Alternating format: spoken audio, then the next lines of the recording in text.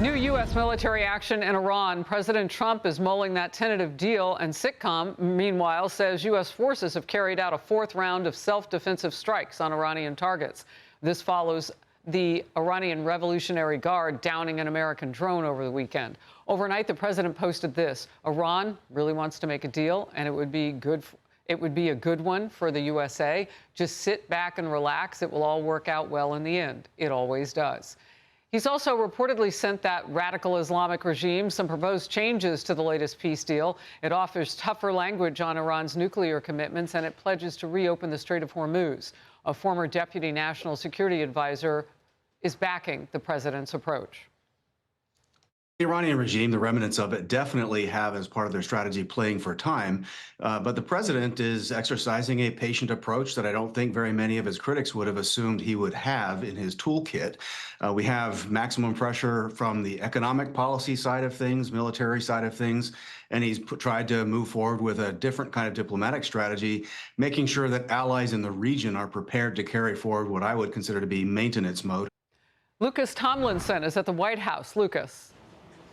Good morning, Harris. Recall President Trump has said on multiple occasions he has no deadline for an agreement with Iran, and over the weekend he reiterated he's in no rush to make this deal.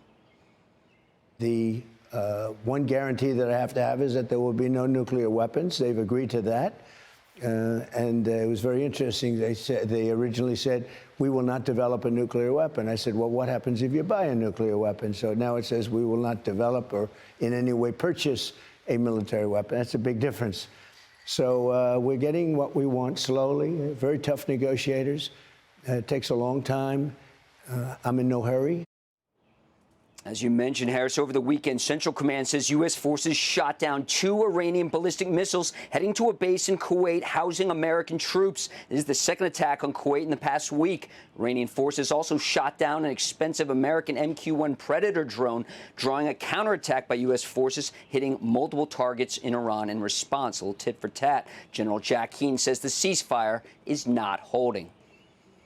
Iran is doing everything they can to disrupt the Straits of Hormuz even further. Why? Because we've been passing shipping through there, to be sure, and that's not a violation of any ceasefire.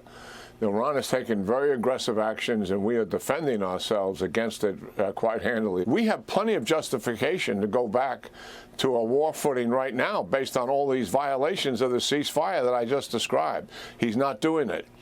But they also know that he could do it. General Keane went on to say one of the reasons he thinks the Iranians do not want to come to a deal is because of the looming midterm elections in November. And he says that's why Iran continues to stall. There's no appetite for resuming major combat operations. Harris. All right, Lucas, thank you. And Focus Now, retired U.S. Marine Colonel Mike Jernigan. Good to see you. You know, I was thinking about this as Lucas was reporting. The Strait of Hormuz came along after that ceasefire, didn't it? I mean, those violations. I mean, Iran woke up one morning and said, let's add this in. Absolutely. Hey, good morning, Harris. You're absolutely right in your memory that the ceasefire was declared and then the blockade started. So they were unrelated. And so the blockade is having tremendous economic effect on the Iranians, and they want that removed. The other thing the Iranians are doing is they're changing their language. They're saying, oh, we're not charging tolls for people to come through the Straits of Hormuz. We're going to call them environmental fees or protection fees. And one thing about the Americans that they hate worse than tolls is paying protection fees. Wow. I mean, and they don't even protect their own people from themselves. So why would we ever believe that that's what the toll would be for? Right. And so I like what Lucas was saying a little bit earlier, and also Steve. We need to remember that when this started, there were 1,600 ships inside the Straits of Hormuz and another 1,100 outside. And so right now, about 109 or 10 ships have been turned around for, bringing things to the Iranians or from the Iranians. Another 25 or more have been let through. The Iranians have pirated 4 ships. and now 5 ships have been disabled. So there's still about 1,000 ships out there that are trying to move through. And so what's happening is the United States Navy is lining up people and calling them, and they're like, hey, come here, we'll board you, we'll search, we'll check your papers, and then we'll let you through, or we'll ask you to turn around. And so this is a very busy naval operation that's going on, and the Iranians don't like it because every time they check those papers or look at cargo and it's like, yeah, I'm going to Iran, or I'm false flagged, then that ship is turned around. And so the economics are really having a great impact. And like General Keane said, we have all the justification we need to resume kinetic operations because this ceasefire was started as a convenience by the Americans to give the Iranians an opportunity to negotiate and give up their nuclear weapon aspirations. And it exists as such. Like every day of it is because of the grace and the patience of particularly this president of the United States. When I hear you talk about those military operations, Colonel, I feel your pride. Like this is such a moment for our military right now, in particular the Navy in that strait. I mean, how can we not be proud of them? They are doing an amazing job as always. Well, National Economic Council Director Kevin Hassett on the timeline now for when oil shipments will be able to flow freely through that strait again. Here's what he has to say. Well, what's going on, I think that you would agree, is that oil and gas prices have surprised it by not being nearly as high as a lot of people forecasted, because in part people have found ways to adjust. You know, really, it's like a month or two until everything gets back to the refineries.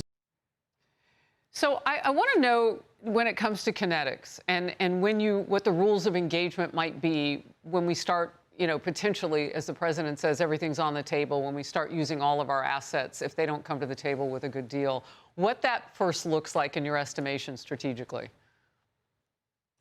Yeah, strategically, rules of engagement are such an important thing.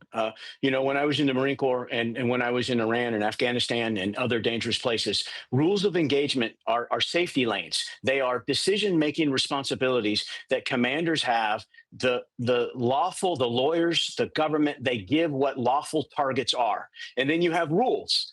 And, you know, for example, when I was with the team that invaded Iraq, if somebody pointed a rifle at us, we could shoot them. Later on, when I was in Iraq a second time, you know, the rules of engagement were different. You know, there was, if somebody had attacked you, you could attack, but you couldn't take aggressive action without, you know, previously you could do it with provocation, but then secondly, you had to do it with results. So that's just one example. So what you're going to see here in a resuming of kinetics is you're going to see probably a going back of striking of all of the mobile ballistic missile launchers, all of the missile launchers that are in caves and tunnels and underground, more of their infrastructure, all of their coastal radar batteries, all of their coastal launch facilities for small boats. So anything that can be used militarily, you're going to start striking again. But also, if things can be used strategically to put pressure on the government, like blowing up bridges so that they cannot move their ballistic missiles from one side of the country, you're right. Yeah, I mean, what was effective before, we will resume with some new avenues of going against the enemy. And as the president says, he's going to wait this out. Things always turn out the way they're supposed to, and so we wait for him. And the Iranians, whatever they're going to do. Colonel Jernigan, always a pleasure to have you in focus. Thank you. Be sure to like and subscribe for all the Fox News latest on YouTube and catch full shows streaming now on Fox One.